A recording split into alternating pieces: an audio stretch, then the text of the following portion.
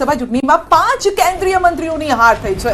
અમેઠીથી સ્મૃતિ ઈરાની સતત રાહુલ ગાંધી પર તેઓ આક્ષેપોનો મારો ચલાવતા હતા। આ બેઠક પરથી આર.કે. સિંહની હાર થઈ છે। તો આ બે મહત્વની આ બેઠક મંત્રીઓની હાર। તિરુવનંતપુરમથી રાજીવ ચંદ્રશેખરની હાર થઈ છે।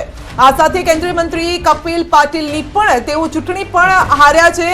તો આ સાથે લોકસભા ચૂંટણીમાં 5 એવા મંત્રીઓ જેમની હાર થઈ છે। સવાલ એ છે કે નેક્સ્ટ હવે એમનું ભવિષ્ય કયા પ્રકારનું રહેશે એ પણ છે, કારણ કે ઘણા એવા મંત્રીઓ હતા, ઘણા એવા ચહેરાઓ હતા, આપણે એવું માનતા હતા કે ભાઈ આ એમની છેલ્લી ચૂંટણી હોઈ શકે છે। તો આ એવા મંત્રીઓ કે જેમની હાર થઈ છે। નવસારી બેઠકને લઈને પણ સૌથી મોટા સમાચાર સામે આવી રહ્યા છે। બિલકુલ, નવસારીથી આ સમાચાર। નવસારીમાં ભાજપના સી.આર. પાટીલનો ભવ્ય વિજય થયો છે। તેઓએ પોતાની જ અહીંયા લીડ તોડી છે। સી.આર. પાટીલનો ઐતિહાસિક લીડથી વિજય થયો છે। ગત વખતની વાત કરીએ તો 6 લાખ કરતા વધુ મતોથી તેઓએ જીત હાંસલ કરી હતી। આખા ગુજરાતની અંદર અમને એક સીટ અમે જીત્યા છીએ, પણ અમને એમ લાગે છે કે ગુજરાતમાં અમે જીત્યા છે।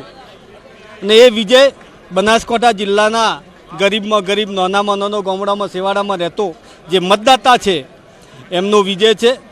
અને આ બનાસકાંઠા જિલ્લાની અંદર મહિલા ઉમેદવાર તરીકે, સંસદ સભ્ય તરીકે જ્ઞાનીબેન ચૂંટાઈને આવ્યા છે। જે દિવસે એમની ટિકિટ જાહેર થઈ ત્યારથી જ્ઞાનીબેનનું મામેરું ભરવાની ચર્ચાઓ થતી હતી। બનાસકાંઠા જિલ્લાએ હસી ખુશીથી, પૂરા હિંમતથી મામેરું ભર્યું છે। અને આગળ પણ જ્ઞાનીબેન પ્રત્યે વિશ્વાસ છે કે બાકી રહેલા કે જે એમને માંગણીઓ પરમાં જે કામ અધૂરા હશે જ્ઞાનીબેન કરવા પ્રત્યે એ લોકો પણ અમારા પ્રત્યે લાગણી છે ને અમારા પણ એ લોકો માટે વિશ્વાસ છે। જ્ઞાનીબેન એવું કહ્યું હતું તેઓ રેખાબેન સામે ચૂંટણી નથી લડી રહ્યા, પરંતુ બનાસ ડેરી અને બનાસ બેંક સામે ચૂંટણી લડી રહ્યા છે। આજે એમનો આ વિજય થયો છે, આ વિજયને આપ કઈ રીતના ગણો છો? જ્ઞાનીબેન એકલા નહોતા કહેતા, બનાસકાંઠા જિલ્લો વધુ કહેતો હતો